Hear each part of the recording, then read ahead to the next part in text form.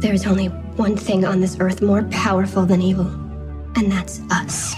Hi guys, this is Charisma Carpenter from Buffy the Vampire Slayer, your favorite bitch on wheels. You're listening to Buffy Back Issue Bin. Welcome to the Buffy Back Issue Bin, the show where we go through all the Buffy, Angel, and Firefly comics. Wow, I have not heard that intro in a long time. It's been, I don't know, a couple months, yeah. Well, that's the thing, now that we've slowed down to just doing the current arcs. I know, and then I was waiting for you to say all of the issues in canon chronological. We talked about this last time, that intro is dead.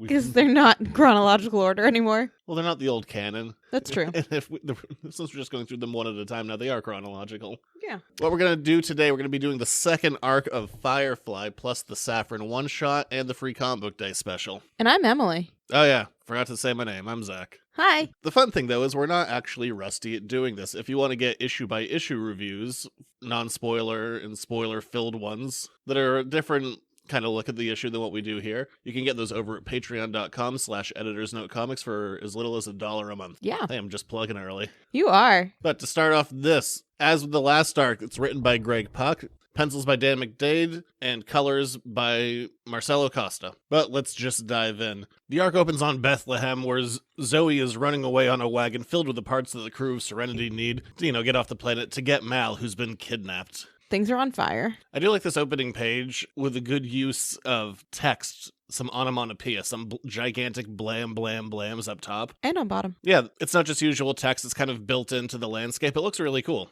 It's just a good effect and I like it, worth bringing up. But they escape as they do, of course, with the help of our new dashing rogue, Chang Benitez, who is hitting on Kaylee. His name is Leonard. I guess it is his first name. Is that funny? I don't know, Chang Benitez sounds cooler Than Leonard? No, but I like it. So he has a big crush on Kaylee, and everybody's making fun of Simon for it. Not my joke, but I'm going to use it anyway. It's a Pete Holmes joke. Leonard has the name Nerd in it.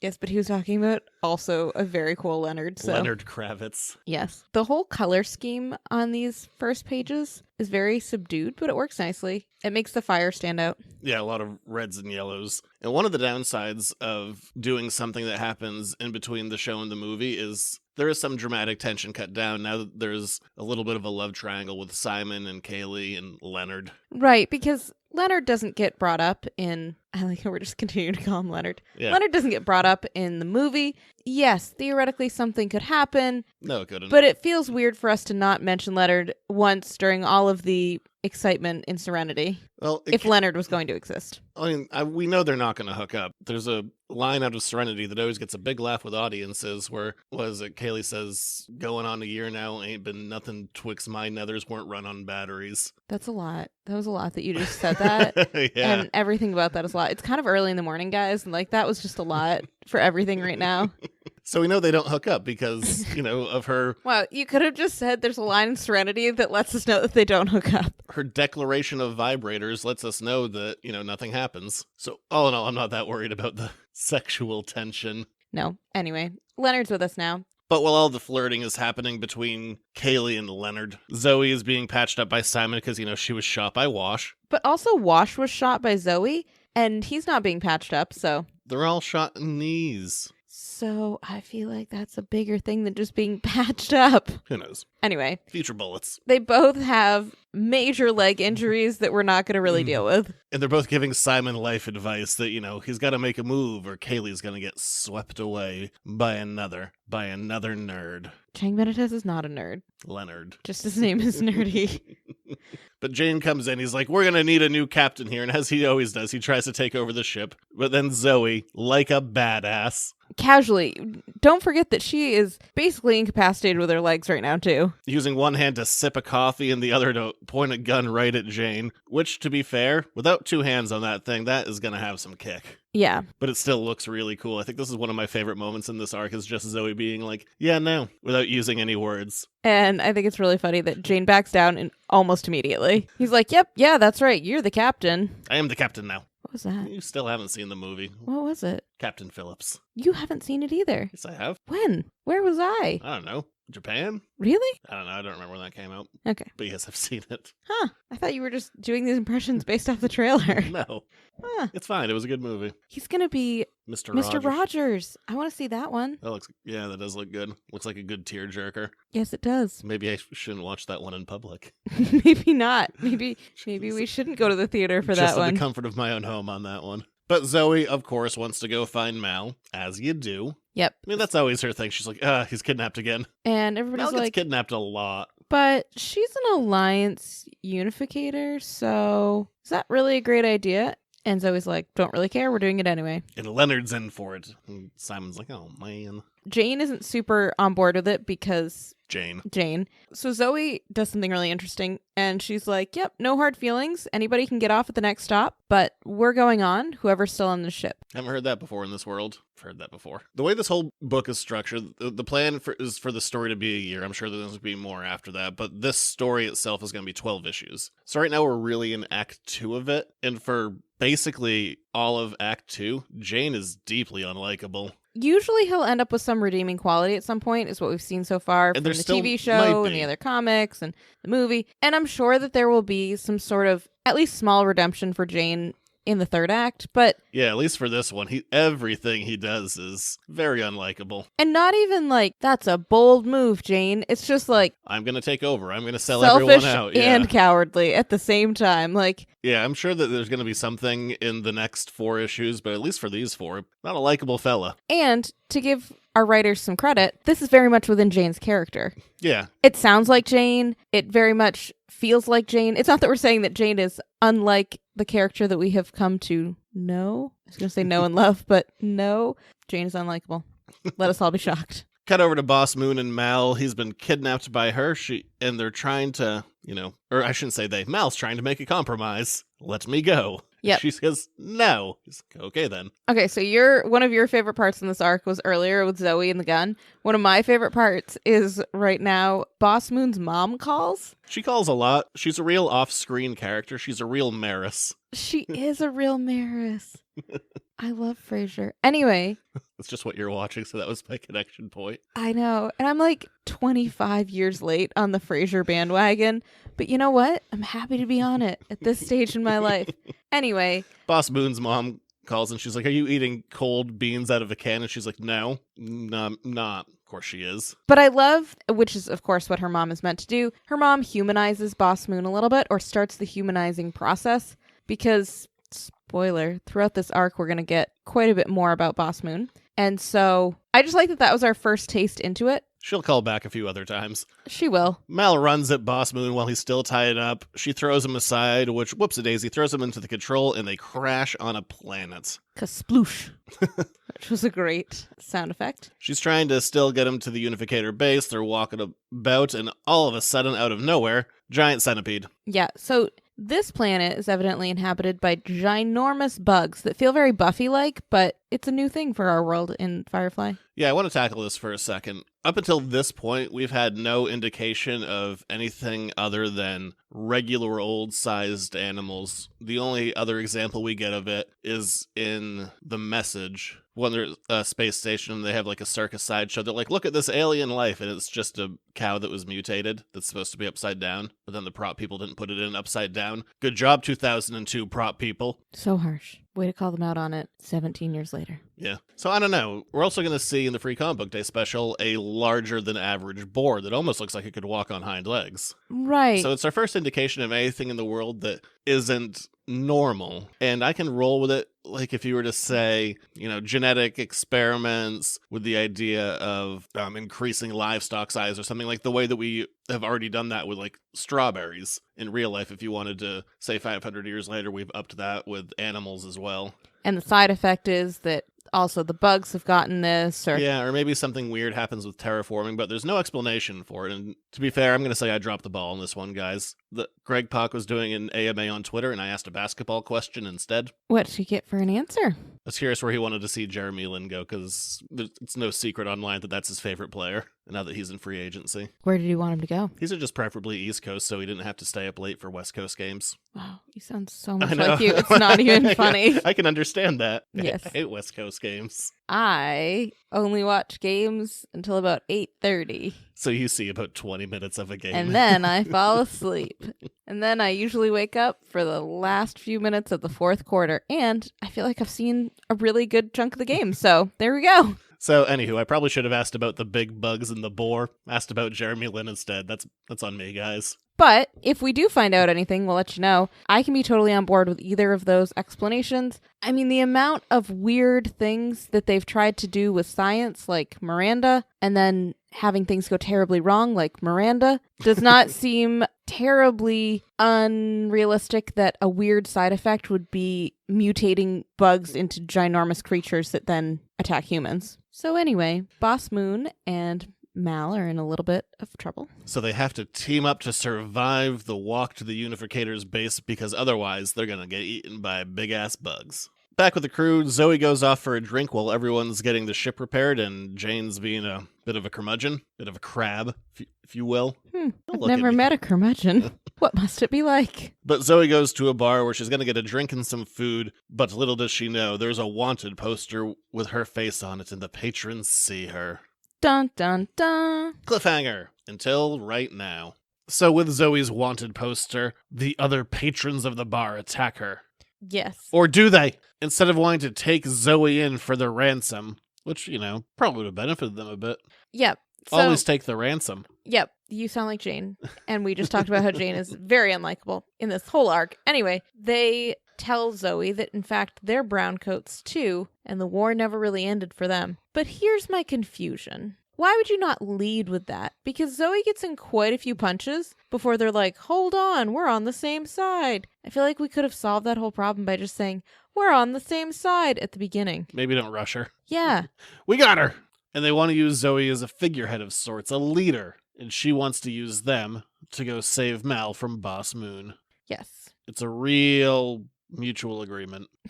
Except that we found out very quickly that they want to restart the whole war. And Zoe's like, no, I just want to go find this one guy. The war's done, so we're just going to leave that part there. But I do need your help to get this one guy. And they're like, okay. Maybe Zoe should do a little more listening and a little more shooting her husband in the knee. A little more? Oh, a little less.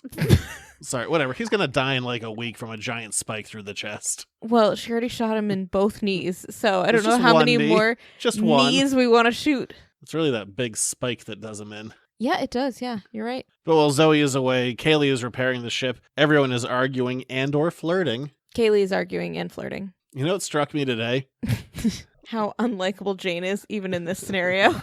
What I can only refer to as Greg Pak's penchant for handsome Asian rogues. Yes. And in this case, creating a love triangle. Do you want to know what his handsome Asian rogue is doing in his Star Wars book? Creating a love triangle? With Han and Leia. Oh, Well, they're not. It's between episodes 4 and 5. okay. I should really have clarified the time frame there. You should really have clarified the time frame. Otherwise, it's just very awkward. But okay, great. But yeah, handsome Asian rogues making love triangles. All over the place. Doesn't matter what kind of universe you're in. If you're having a Star War or if you're having a Unification They're all in war. space, though. You have to be in space Fair. and be having a war. A war in space.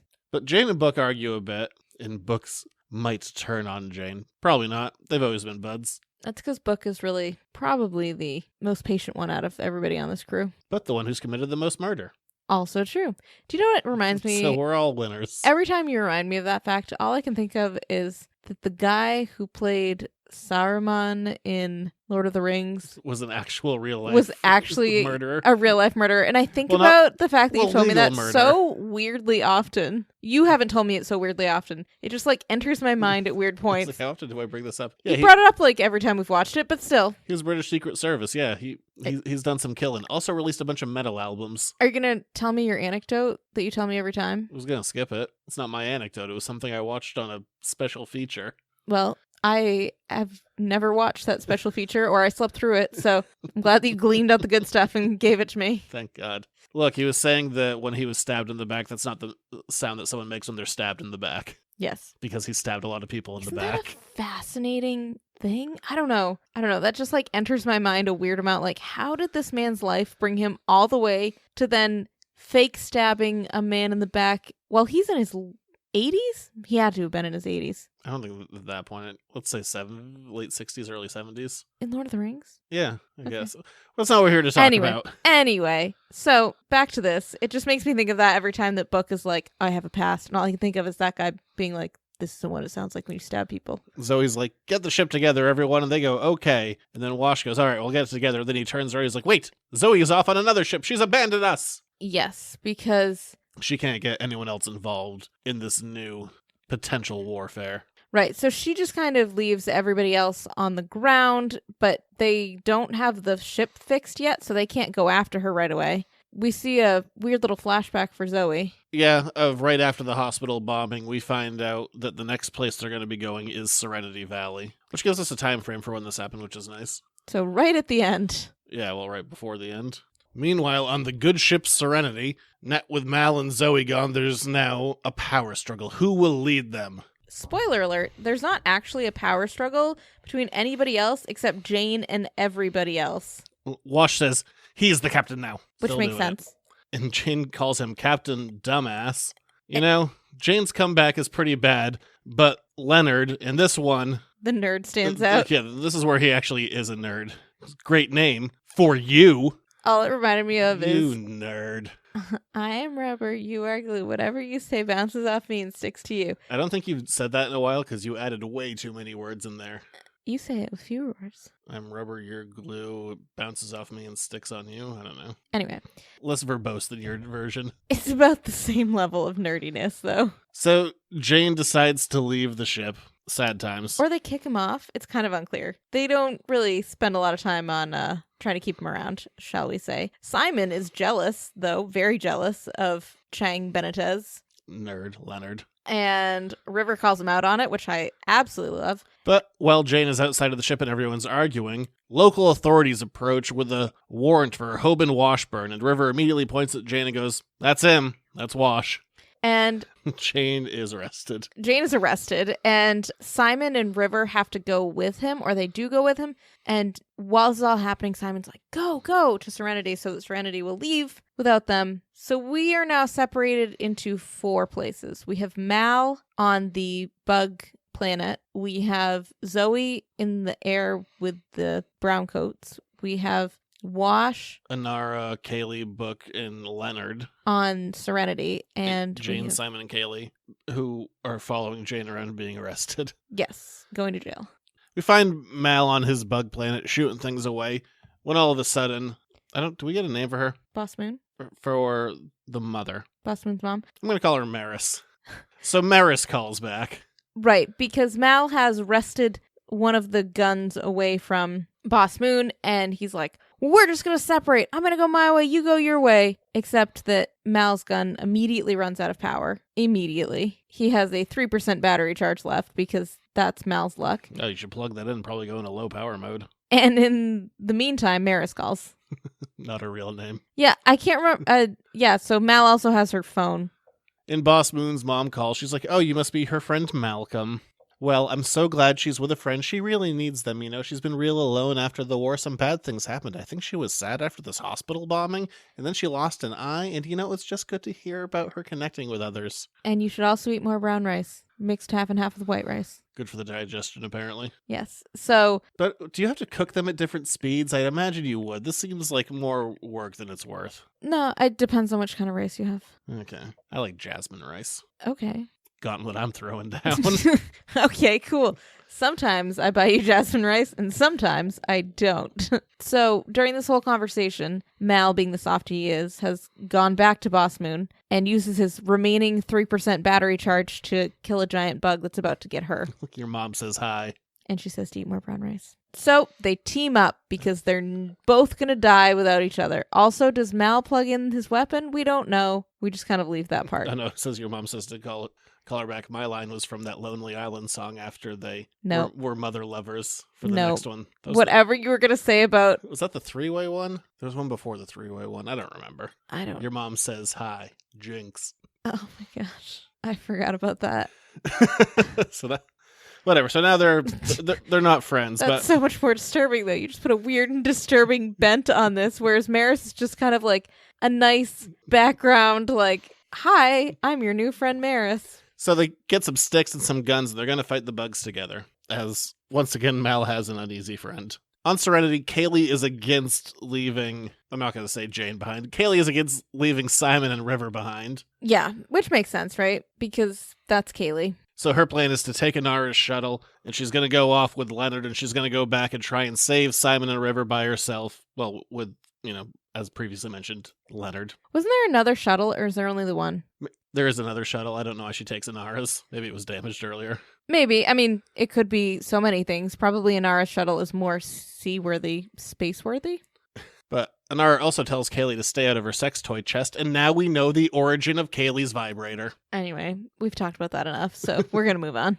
And Chang Benitez goes with Kaylee to keep her safe, and also because he has a crush on her, and Inara tells him to be good. Wash is able to speak with Zoe over communicator, and she flies away for him to totally lose wherever she's going. And he doesn't know what she's going to do. Is she going to do more war crimes? Is she going to get herself killed? Is she going to get Mal killed? Will she ever come back to him? I mean, probably, but... So, in their desperation, we have Book and Inara who decide to pool their not insignificant resources and reach among their networks to see who they can find who will be able to find Zoe or find Mal or find both of them and whom we can manipulate to make it all work. Okay, but this is the weird part, is that it's not weird at all. This is the part where when you randomly bold things in comics, it drives me nuts because every time that they have Inara talking about her contacts, they always say, I don't like to use my professional contacts for personal business. And every time they bold it to be like, just so you remember, her professional contacts are through her courtesan business. They're her sex contacts from her sexual contact. Wow. How long has that been You stewing in your brain? If play back the tape, you cut me off once, but I hung on to it for another 10 seconds. It's like, nope, I like that one. I'm going to use it. You see in your face that you had something that was not going to be very couth coming out of your mouth, so I tried, guys. But because Boss Moon is under a specific alliance contract, Book and Inara think that they might be able to use their... professional contacts for personal business. To basically have it so the contract goes away or the alliance goes after Boss Moon instead. From there, Book and Inara go down to a planet, and Book's talking to some shady business dealer who definitely knows about his past, or his fake past, where he worked for the alliance, but it wasn't really himself. Where he found himself in a bowl of soup. It's a whole thing. We did a previous episode on it. Look it up. It's a whole graphic novel if you're interested. It's a good one. But they go down, they're able to find one of Inara's professional contacts, and she says to that contact, I'm not here for our regular business, but maybe something else that will interest you. And, he's a man of mystery. He's an Austin Powers, I guess. I don't know why I use that term.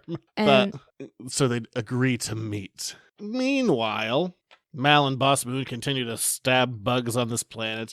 And Boss Moon's like, hey, I don't like you, but whenever we get to my unificator base, if I decide to turn you over, Mal's like, aha, if. Yes. I've never really seen Dumb and Dumber, but there's that one line in it so where it's like, there's a yes, right? I don't even remember what the first part of it is. The context was like, do I have a shot with you? She's like, 1 in a million. So you're saying there's a chance. It kind of feels like what Mal is doing. Here's the other part, though. I mean... That movie, you've never seen that movie? No. Sorry, that movie is hilarious. Okay, well, I've never seen it. Is Dumb and Dumber good, too? I never saw it, but my understanding is no. Okay, cool. That was the prequel. I also never saw the sequel. Every time this works for Mal, every time he turns on his roguish charm and he wins over everybody who's trying to turn him in or kill him or do whatever. Except Saffron, who got him naked and left him. And that is so true. That's so true, because what I was going to say is that just once I want to see it not work. I mean, not here because he would die because a bug would eat him.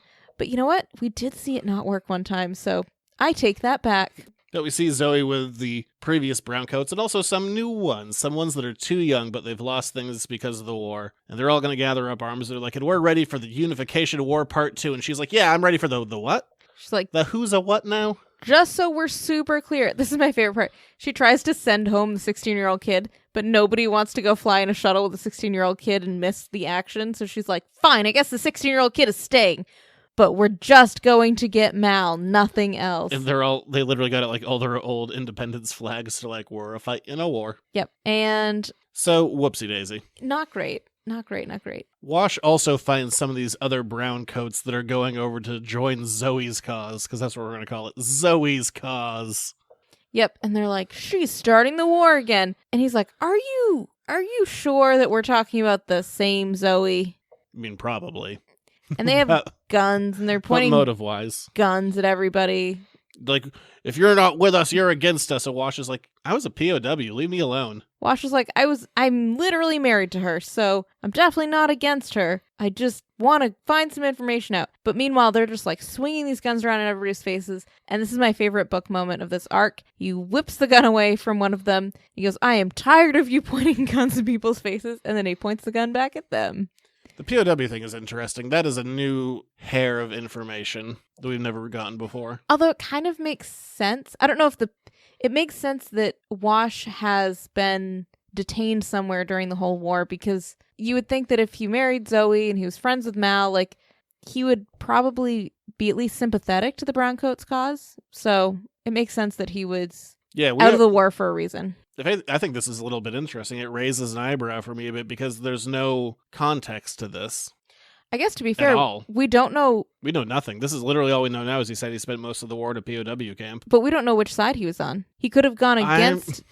I'm assuming that he was... If he got married to Zoe, I'm going to take a stab at what side he was on. Well, yeah, me too. But, I mean, who knows that it could have been in that POW camp that he realized that the alliance was so terrible. I don't know. Yeah, there's literally no context or information about this, so I'm curious about this little new tidbit. Meanwhile, Jane is still being arrested. He's like, I'm not Wash. And River's there. He's like, but if you weren't Wash, how would you know to call yourself Wash? Wouldn't you just call yourself Hoban?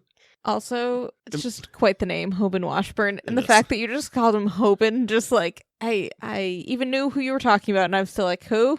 She's like, and maybe if you get away, you'll be able to turn in these Tam people that you know so much about. And Shane's like, I could. And then he's confused and he gets tased. Yes. And so, Kaylee... We're all glad. Kaylee's listening to this. She's like, we'll save River and Simon, but Jane can rot. And Chang Bennett has Leonard himself. Once again, has kind of a nerd moment. He's like, I don't know, the power of friendship. I bet we can all overcome anything. It's not what he says. It's not at all what he says. It's pretty close. But it's weirdly close. He said, we need to all work together. Except that so far, Jane has done nothing productive for them. I mean, he just got prior tased to this moment. But, I mean, like, they exploited Jane. They framed him so he would be arrested, which isn't really great on their part either. And anyway, so Jane's in jail. Oh, not quite yet. And Kaylee's not really feeling that sympathetic towards him. But I do agree that if they're going to try and, mount a rescue mission against the Alliance, having more bodies will probably be more of a positive than a negative. Yeah, that's true. But Nara meets up with her contact, and she's like, this is Boss Moon, and I saw her arrest this man, and I was shocked to see the manner of which she conducts her business, and it is certainly not befitting of an Alliance contract, and I think she should be arrested. And this is really interesting. So her contact was like, I don't want to tell you how to do your job, again, in bold, or how to do your profession or whatever it says, but that it sounds like you're falling in love, and love isn't worth it. And then Inara kind of quietly admits that she is in love with Mal. Which is... We all know. I know, we but know your I feelings. liked that moment because in the whole show, they do this thing where they're like, I won't even admit it to myself. And it's just annoying. Like, you don't need to admit it to each other, but at least be honest with us, the viewer. And so I appreciate that as the reader, we get that moment. Yeah, this is the first time that it's been admitted out loud, timeline-wise. We see Mal and Boss Moon. They're having a little cookout, eating bugs. Gross. Like the Lion King. Did they have a cookout? No, they just ate them. Oh. But they did eat a lot of bugs. I don't know. They did have that one scene where there's a bunch of fire and lava. It really changed the structure of that place. Yep, but that was not where the bugs were, so... But Boss Moon's mom calls again. She's like, are you still with your friend Malcolm? Like, is he a nice boy? She's like, it's not what this is. We're not dating. And we find out that Boss Moon and Mal have more in common than they have separating them. But after their nice dinner, Boss Moon's like, look, I don't know what I'm going to do with you. But then all the bugs attack, so they have to run into the Unificator base because they're finally there. And Mal, who had a chance to escape, runs right into the lion's den. Although... his chance to escape was into the bugs, so... Well, he had one a while ago, I mean. Oh, yeah. But he also, I guess, technically had a chance to escape here, but not great either time. But as they enter the base, the other Unificators point guns at Boss Moon. They're like, and you're under arrest, too. Mal's like, ha, way to join me. Speaking of Mal running away, Anara's contact is like, well, they caught him. They say that he's an idiot who could have gotten away. Are you sure this is your man, Anara? And this is definitely my favorite Anara moment in this arc. Yeah, I wouldn't exactly call him my man, but as a general rule of thumb, it's almost certainly him. I love that because it is definitely everything that Mal would do. So in another part of the world where everyone else is arrested, Kaylee blows up a wall that lets Simon and River escape jail, except Jane is still in his prison cell. And Kaylee's like, we'll leave you behind. But then another wall blows out, and a bunch of the new independents show up. They're like, are you Hoban Washburn? He's like, yep. Husband is Zoe, ready to help you in battle. Let's do this. Yep, so, I mean, good for Jane. The best part about Jane is that his motivations are always incredibly clear. He looks entirely for what will help Jane at this moment. And you know what? Good for Jane. And then Zoe gets word that Wash, in air quotes, has been busted out of jail. And she's like, Wash was in jail? They're like, whatever, we're going to continue our mission, and it will just be us on this mission to go save Mal, right? You know, just us and no one else. And they're like, yeah, just us. Just us and this fleet. And everybody else that responded to our intergalactic message. But we find out what the fleet is. Our other unificators. Because the unificators want to team up because they now have some stake in the matter with Boss Moon captured. Yeah. Now that Boss Moon is arrested and Mal is arrested, they're going to have to go up against the Alliance together. So Boss Moon and Mal's friendship has now created a real alliance. Not the Alliance. A mini alliance against the Alliance. But we'll find out what happens next time in the Unification War, Part 2.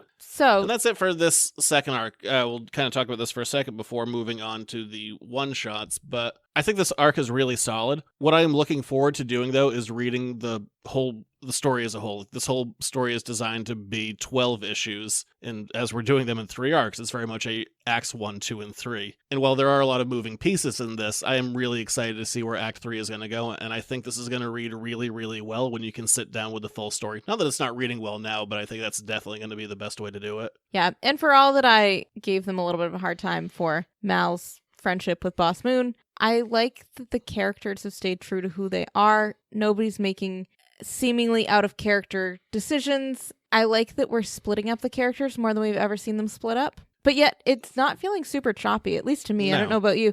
I think that Greg Pak did a really nice job of balancing everybody's story just enough that I have a great idea where everybody is, but I'm not feeling super, super lost in the middle. No, and the nice thing about this, too, is it's still fitting in nicely with canon. There's a few things here and there I'm like, well, that technology is a little bit different than it was before, or like minor things like that, or we don't know what's going on with like the giant bugs or the boars, but that could be explained away. We're getting added layers, like with Wash being part of a POW camp. So yeah, I mean, it's all still fitting in really nicely, which is, you know, as the world gets larger, that's harder to do. I mean, that was your biggest concern from day one when you first told me that this was happening, and you were like, but how are they going to fit it in there? I think part of it, too, is because they have that about 6 weeks of empty space. this story is taking place very quickly. Like, Yeah. over very few days, this whole thing is passing, which I really appreciate that they are cognizant of that time limitation. Yeah, and I went over that in the last podcast we did about this Firefly run, and I kind of worked it down to, for the entire story that's been told, where this story slots is like in, I forget what I said exactly, but basically they have about a month and a half, which hasn't been totally filled in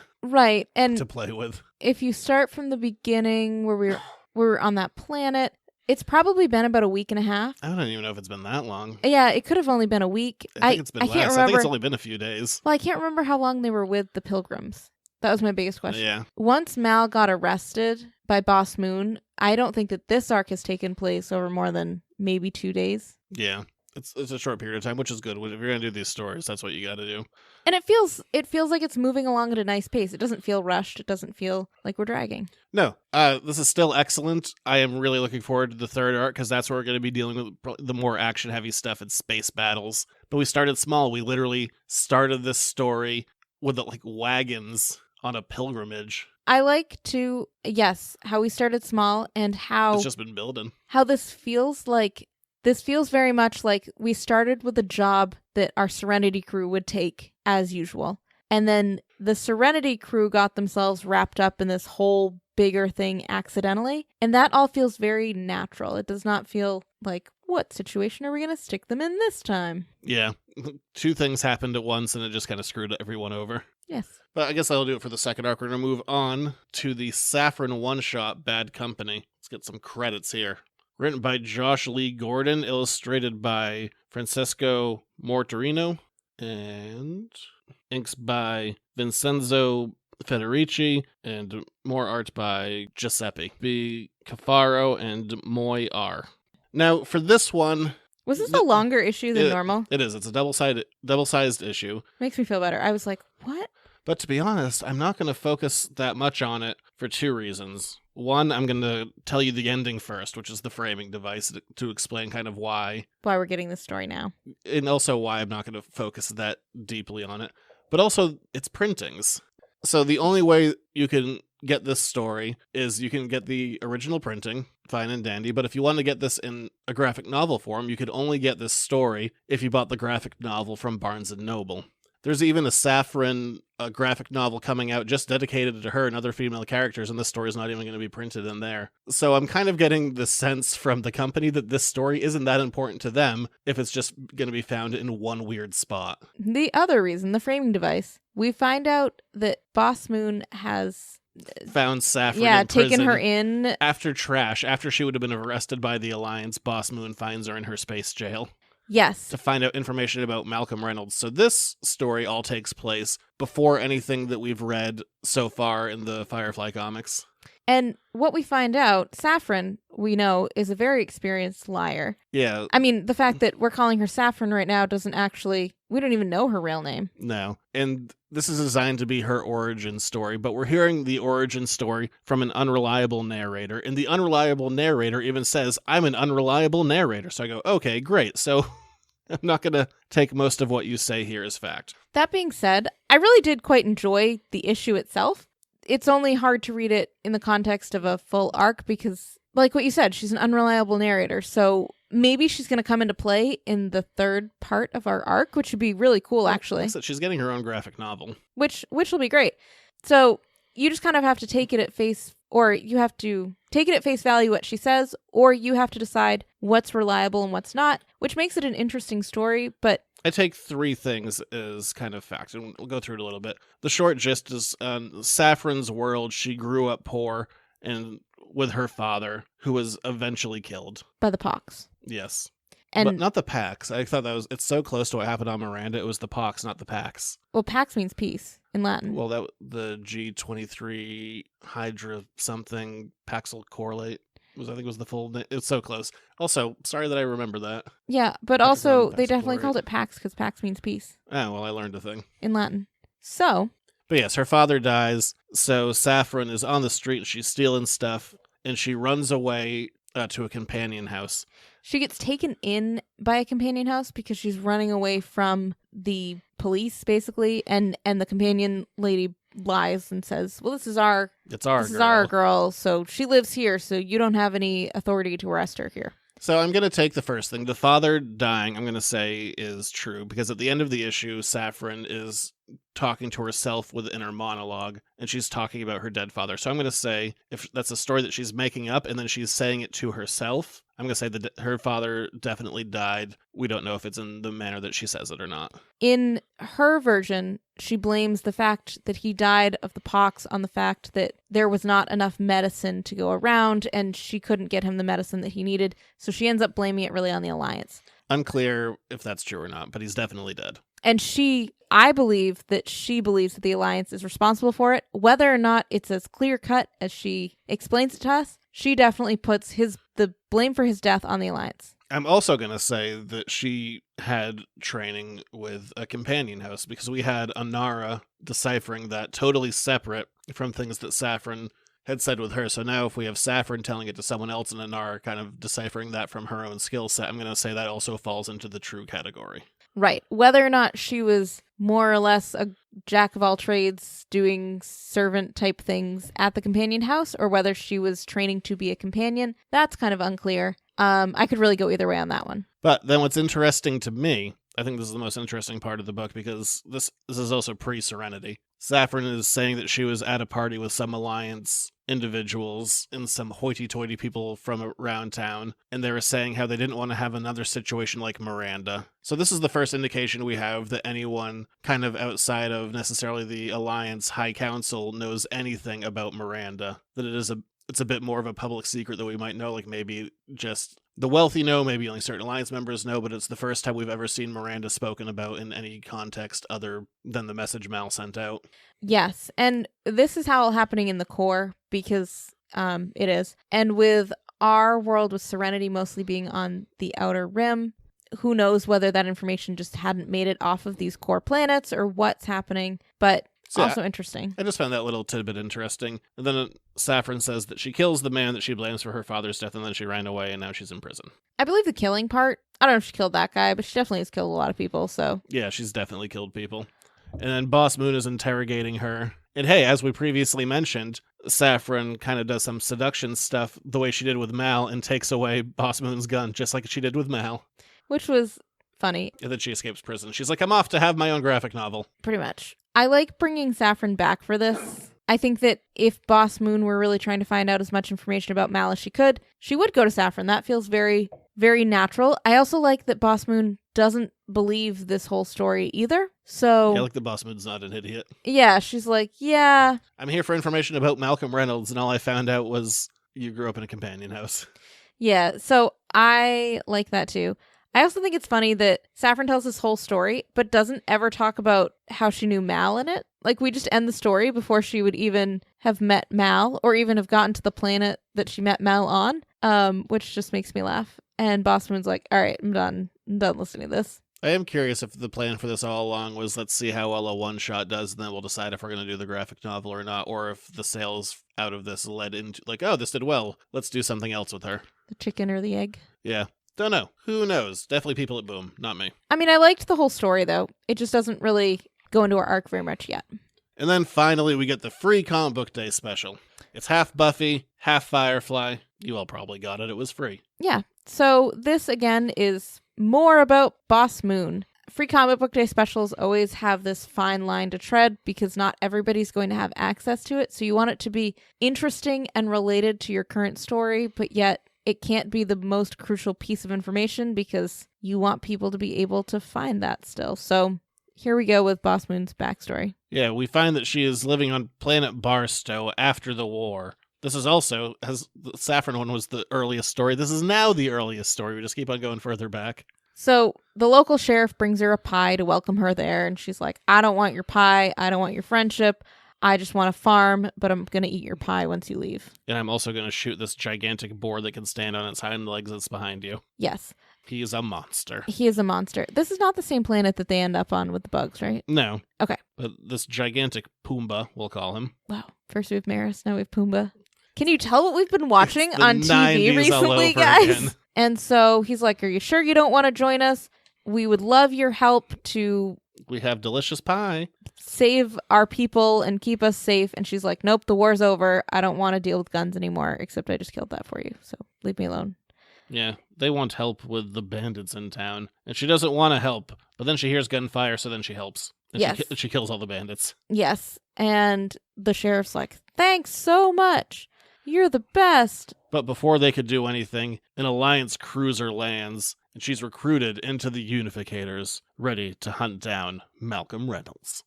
Yep. So That's it. that's it. It's fine. No, it's totally fine. Yeah. It gives us a little more backstory on Boss Moon. Now that we've read that most recent Firefly one, I wish it was a backstory on Wash's POW time. I know. I like the fact that we're getting Boss Moon's reluctance to be a unificator. Again, I like how we have humanized Boss Moon. Yeah, It's been very we fleshed slow. her out more than just like I'm not a mustache twirling villain. Like I'm a character with depth and pathos and regret and also anger and a mom. Pathos. What did I say? Pesos. Pesos. She has Mexican. She has so many pesos. You know what? I'm trying to use smart literary terms. It would help if I pronounce them correctly. What was that English major? Yeah. Huh? Yeah, I should have heard how many times it took me to say recruitment before I edited it out. But I also like too how it's been building over these 10 issues, I guess, that we have here. That it wasn't like, issue 1, here's all of the backstory for this new character that you don't know or care about yet. That we started with setting up that adversarial position, and then slowly we would add tidbits in until we got I feel like I have a pretty good idea of who Boss Moon is now. And that, kids, is how you do exposition. Organically, over time. You don't just have a big dump in the middle of everything and saying, this is how I came from in my evil plan. Right. I'm real anti-lazy exposition, and this book has been doing it very well. We were watching a movie the other day, and I just heard your voice in my head being like, that's lazy exposition. Was it Spider-Man? I refuse to say. It was Spider-Man, wasn't it? When they just stop for 5 minutes in the middle of the movie to do a massive exposition dump. I'm like, I don't care how flashy the scene looks. You're just talking to me for 5 minutes. And all I could hear was your voice being like, lazy exposition. And I knew that I think we were driving home separately. But when I got home, all I was going to hear about was that lazy exposition scene. I just think you brought it up. I didn't even bring it up. Just because I heard your head. You talked to me about it a lot before you actually talked to me about it. Okay, great. I do remember sitting there just being like, boy, that's a lot. That's a lot of it right there. Moving on with the story now, fantastic. So anyway, all good things. I'm excited to see what I thought you were going to say must come to an end, I guess, if you want to call it this podcast. I mean, we can. I was going to say that this arc is all full of good things. I'm really excited about the new characters that Greg Pak has added in. Yeah, they're all fun. I've enjoyed both of the characters. I think are fun. And I do like that Chang Benitez does have this roguish quality, but he's also a little bit of a nerd. His name is Leonard. He should be. Yeah, it's really a lovely part 2 to our 3-part story. Yeah, this is Act 2. And for an Act 2 story, I mean, it is an Act 2 story, and I mean that in the best way possible. It's doing exactly what it needs to do. So there you go. So I guess we'll be back in another couple of months. But if you want to get issue-by-issue reviews, we do non-spoiler and spoiler reviews over on patreon.com/editorsnotecomics. If you like what we say, if you hate what we say, if you could throw us a review over on iTunes, or you can send us an email if you want at editorsnotecomics@gmail.com. Or they can tweet at you. Did you already say that? I didn't, but they can. You tweet a lot. That is a lie. You tweet more than I do. I tweet like maybe 3 or 4 days out of the week, and of those 3, it's usually one tweet. No, you got very offended at that. I did not mean it in an offensive way. I meant not tweet a lot. I meant that you were active on Twitter. Like if somebody tweets at you, you will tweet back. Usually. That's what I mean. I don't mean like you're an over-tweeter. I didn't mean that to be an offensive thing that you took it that way. Look, if I have something to say, I'll say it, but, you know. I know. So, all right, let me start again. You're pretty active on Twitter, so if somebody tweets at you, you'll probably respond. But we'll be back to do, on this channel, I guess Buffy or Angel will be next, I'm not quite sure. We're a whole channel now? Well, I mean, yeah. Cool. We've always been a channel. I don't know, it's just funny to hear. On this channel, we're like NBC. But without the money. Right. And the respect. Anyway, we'll talk to you guys later. Yeah. We'll finish up this arc as soon as it's all done, but beyond that, we'll be here for other Buffy and Angel stories. We'll see you later. Bye.